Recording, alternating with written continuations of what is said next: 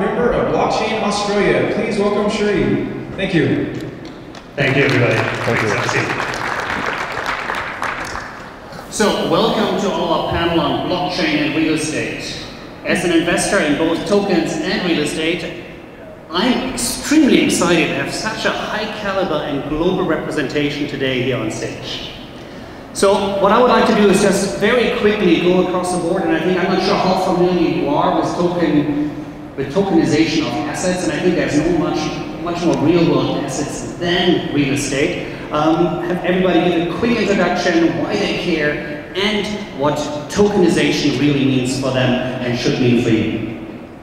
Okay, thanks everyone here. So I'm Vicky. So I'm like the founder of iHouse.com, and we have launched our blockchain real estate projects in January, and we proposed a fundraising model called ATO, Asset Tokenization Offering, just similar to the terms ICO, but it is related to the real estate assets.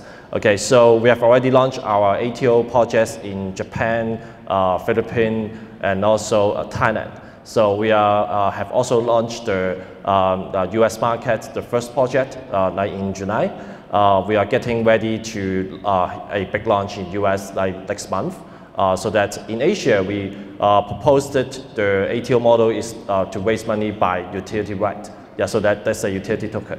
But in US, because of the compliances, so that we will propose to the ATO version in security to issue the security token in US. Yeah, so that we would have explore more about this. And personally, I'm from a internet market, so that I've been working in internet company for 12 years. So I was in Yahoo. And also I found the company and get listed in Nasdaq last year. So that this is my second project that I truly believe in blockchain and assets, liquidity, yeah, some kind of that. Thank you. Hi, I'm Piper Moretti. I am the CEO of the Crypto Realty Group. I formed that about a year or so ago after I did my fourth transaction using Bitcoin to buy real estate. I've now done 5. And I'm also an advisor. I'm kind of in between. I'm kind of like the boots on the ground, so to speak. I'm in between advising a couple of startups. One is cprop.io and the other one is block66.io. Cprop is working on end-to-end transaction processes. As realtors, we have all of these different sources of information that we have to pull from. And a typical escrow is 30 to 45 to 60 days. We're hoping to really shorten that by having everything tokenized on the blockchain. Block66, in a nutshell, is basically going to be able to fund loans within about 48 hours, which is amazing because right now it takes at least 21 days to fund a loan. And in between doing that, I'm advising them on the real estate side what we need to see, and also educating realtors on blockchain technology and how this is actually going to help us and not hurt our industry. So hi everyone, I'm Luca, I'm CEO of Real Estate. We are a Switzerland-based company. Basically, we aim to offer a tokenization of assets, and we specialize in real estate. We see ourselves a bit as the bridge between the old and the new world. Real estate is a topic, it's an area that's very old-fashioned ways, and has not always been open to new technologies. And especially in markets like Switzerland, Europe, and so on, there's a lot of innovation you can bring, and technology can bring a lot of efficiency. That's where I believe the most our biggest advantages and the biggest potential is for blockchain technology. Hi, my name is Sri, and I'm a board member of BlockShow Australia. My background is in legal and blockchain development, so I worked across 2 ICOs, including Australia's first ICO, and I worked across an asset tokenization platform. So really understanding this, getting the legislation correct, and making sure that we can pave the way for the future, that's where my interest lies for asset tokenization in the blockchain. Thank you. A lot of the traditional real estate investors, they're very familiar with, of course, investing in a specific property, as well as into closed investment funds, or even an open investment real estate fund, somewhere on a global scale. But why should they think about tokenization as it's just a fact of putting another blockchain thingy out there? Let me take that one. So basically, blockchain offers the ability to have much more transparency than we have right now in the space. Now, investors, especially in closed funds, get information once a year about the investment. So we are building XYZ. They have been bought and sold this year, and that's what they get. With blockchain, you get the ability to have all this information in basically real time, if you want, and with a minimum amount of costs that you have. You have lower due diligence costs, because if the data is true and correct, you don't have to spend as much time on due diligence. And it's all there for everybody to check. So that is where the technology and blockchain itself can help, and that is the main difference to traditional assets like Okay, let me add on. Actually, I fully agree that transparency is one of the very core features that can be provided by blockchain, and more importantly is actually is the liquidity. Yeah, because I think for investing in real estate, after you get invested or you invested in some properties, the next 3 to 5 years you can just sell it or trade by to others, right? But with the blockchain's help, actually it provides a potential secondary market so that we can do the liquidity there and then to translate in the exchange. So definitely no matter utility exchange or the security token exchange, that will be something that getting popular in the future. So that I think the liquidity enhancement will actually enable more investors to come to invest and also more projects to raise money in terms of the blockchain area. Yeah. But Ricky, do you think for it to be liquid, there needs to be a liquid market, there needs to be maybe a few exchanges where the capital actually is? Do you see traditional exchanges offering that, or is there a new opportunity for crypto exchanges? Yeah, of course. Yeah, you can see the fundraising news these days. Actually, the institutions are coming into the security token exchange right now. So some companies are getting Series A, Series B, Series C regarding the security token exchange already. So that after institutions join in and then after the regulation is ready, I think that will be getting popular in the next phase. So maybe the next 6 to 12 months, I think some of the security token exchange will be huge. Yeah. Interesting. But it's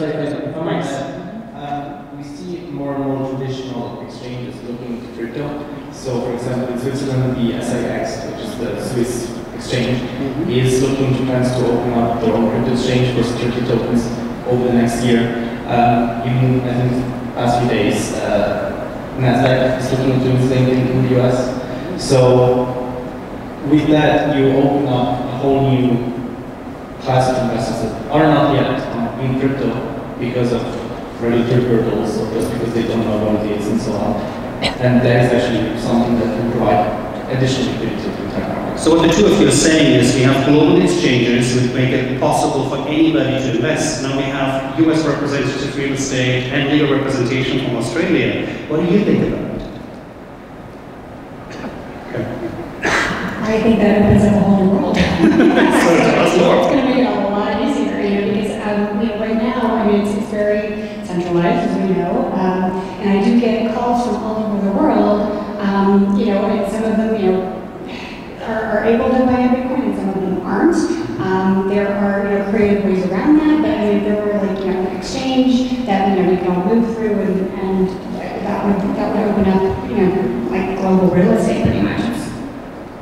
Yeah, for me, so I think it's great because you've got these global exchanges, and you can actually put your asset on there. And it doesn't necessarily have to be of any sort, any means. It's literally global. So the real estate building portion is going to go into any exchange and it's available. It's a pretty big market. But the interesting thing is the other aspect we should look at also is legislation. So for us in Australia, we actually have crowdfunding laws, and that only allows you to crowdfund up to 5 million, and you can only do up to about 10,000 per investment. But the thing is, if you want to apply asset tokenization in Australia, generally that would mean that you'd fall under these crowdfunding laws. So you've got to look at each of these jurisdictions. Is it viable? Can we actually do it? And what would it mean? So let's say, we do tokenize assets and we do put it all on blockchain, but then governments come by later and say, well, wait a second, we're not really great with this idea. We actually think that you should be allowed to do this. Because it is a quite regulated market, and how would that impact all the projects that you guys are working on now? So I think these are considerations we need to look at, and obviously legislation needs to work in a way that's actually flexible to allow innovation, but obviously not to stifle what everyone's doing. So it'll be interesting in the next couple of years to see where that stance is, and whether the global view is more, he wants to find a message work, or otherwise whether it's going to be, look, we don't really like what to do, we're not really sure what's happening here, and we're going to legislate that. So let me drive down to this a little bit more on the legislation, because I think you have all a different perspective from a global side. Traditionally, accredited investors can invest into anything. They may do their own due diligence. Now with tokenization, the market is open to retail investors from nearly on a global scale. And governments, rightfully so, I think about protection of their population. What have you seen works well? What do you think the directions as governments should take? Yeah, go ahead. Government, yeah. Start with Australia. So for me, I think I'm always for a self-regulatory model. So I always think that should let the innovation fly, see what happens, and government should step in when it becomes a consumer protection issue. So if there's a lot of scams, fraudulent actors out there, then obviously they should take a stance and they should step in and say, wait, this is not right, and what's in our best interest to protect consumers.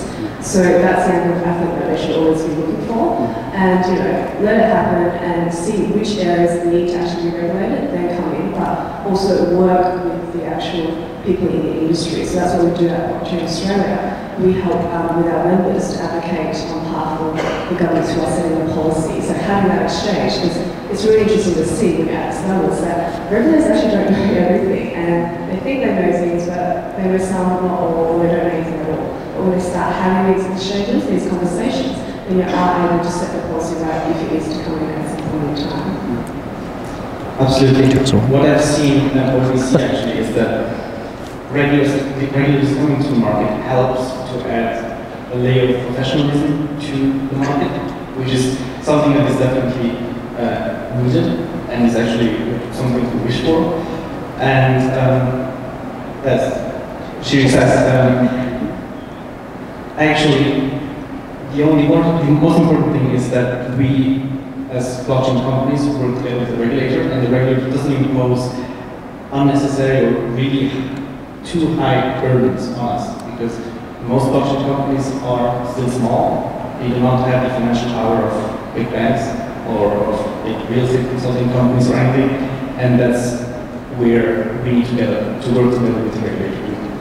So that's the most important part. That is a two-way street. It's not top-down. Actually, I think this is compliance is actually a happy problem. So because we talk to many real estate owners, many real estate company projects, and also we talk to many financial institutions, all of them are very interested to get into the blockchain area to raise money, to manage, to provide the liquidity to the assets. Okay, so compliance will come in after the market is getting higher demand and getting more mature. So that I think just like ICO, right? Before ICO is getting hot, so no one cares about the compliances. Right now, everyone cares about the compliances. I think it will also apply to the real estate market. And then I can foresee the next 12 to 18 months, many real estate developers will come in, and also financial institutions will come in. Then the compliances will be becoming a necessity there, but still it's a happy problem. Yeah.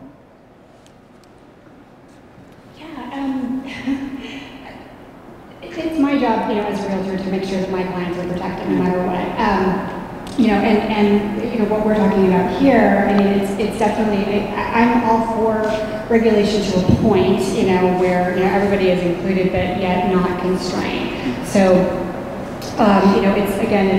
it's kind of the Wild West right now of this whole thing, and it's going to help in a way, but it would be great to be able to work with companies that can, where we're all talking, we're all making sure that everybody's covered in some way, but yet able to invest. And I'm kind of like working on a platform, we mentioned crowdfunding, you can put in as little as $1,000 and still make a return on a certain property. So, but I want to make sure that even that person is protected. So I want to nail this down a little bit more. So for the people in the room and on the video here, what would be a recommendation for the jurisdiction shopping potentially for both for doing an ICO, being an investor, and which legislation to invest into?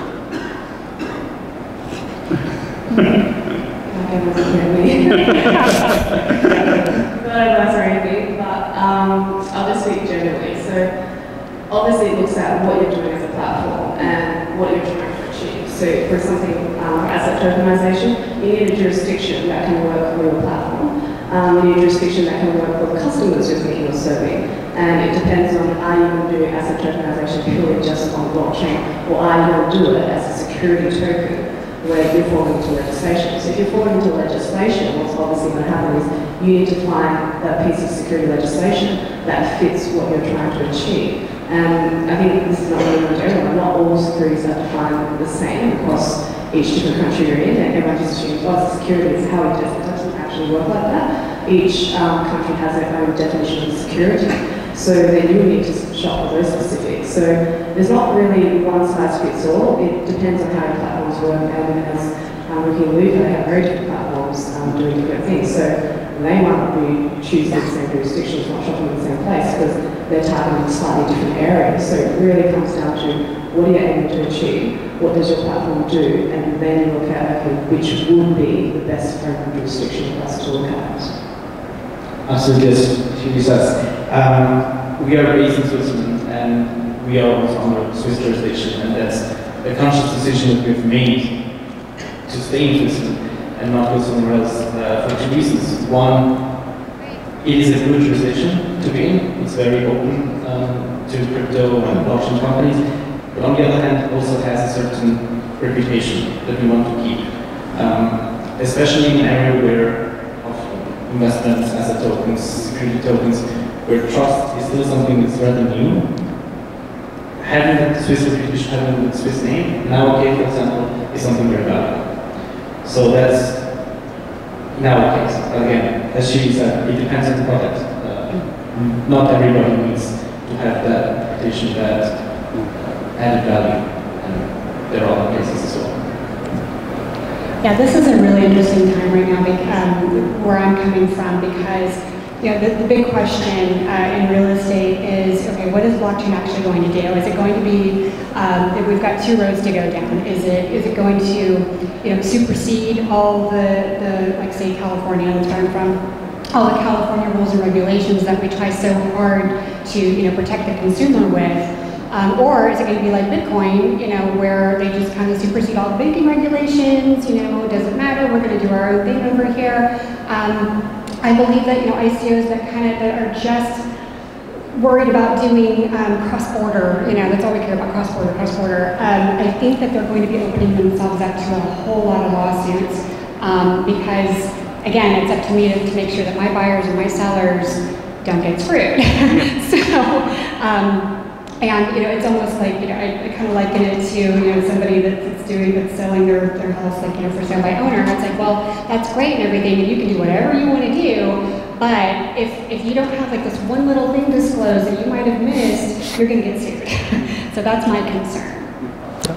Okay, I think for discussing about this topic, let's put it in a more visionary thinking. So that because I think blockchain or say asset tokenization is also kind of like sharing economy, right? So that whenever a sharing economy is coming up, for example, just like Airbnb or Uber or WeWork or whatsoever, so that compliances and jurisdiction or other legal stuff will be also raised up. So that this kind of new business model or say new economy model is just kind of the society is going. Yeah, so I think after I believe in the market. So if the market demand is there, so that the rules will be there and the legal system will be there, and then so that finally everyone will get used to the new economy. So that I think it's just like a progress of that. Yeah. I mean, looking outside into visionary is great, but I think, Piper, you mentioned there is some legal issues that are impacting today, right? Yes. I'm sorry, give me a second. Piper had an example, I think, from California. Oh, yeah, absolutely. Yeah, this is a good one. A few years ago, before I even got involved in the whole crypto space, there was a crypto transaction that was done in Orange County. It was for a large sum of money. It was about a $10 million crypto-to-crypto transaction. What happened was they just transferred the money outside of escrow. But the city came in and said, well, we need to have this on record, in fiat, government-backed money. So, and obviously, they wanted their taxes on the $10 million. So what happened was the buyer and the seller exchanged $1, and so there you go, there's your sales price. And the city said, no, and they took them to court. The parties, the buyer, said, okay, fine, we'll go to court over this because he had the money at the time, I guess. And they dragged it out, and they finally settled for maybe half of what he owed on the transfer taxes on that. So there really isn't anything in place yet. Where California is kind of, dipping their toe in the water, by introducing some legislation. We're going to put the stock traders' information, up on the blockchain. But once this becomes once California finally gets on the bandwagon, these types of transactions will be so much easier to do. Luca, I think you want to jump in there. No, absolutely. We have seen in Switzerland that the FINMA, which is the Swiss SEC, has changed quite a bit since, especially the beginning of the year, in their openness towards working with companies, especially in the security token part. And that is definitely a shift that's similar to California's, as just said, something to be welcome and that we see. So the problems are starting to get solved, slowly, but eventually, hopefully. So with the whole ICO craziness of the last 12 months, I would say 90% of those were outright scams, and probably 90% of the rest were well-meaning but not very well thought through, would be my guess. How does an investor that tries to combine blockchain, internationalization, exchanges, and real estate think about doing their own due diligence for their projects? What would be the top key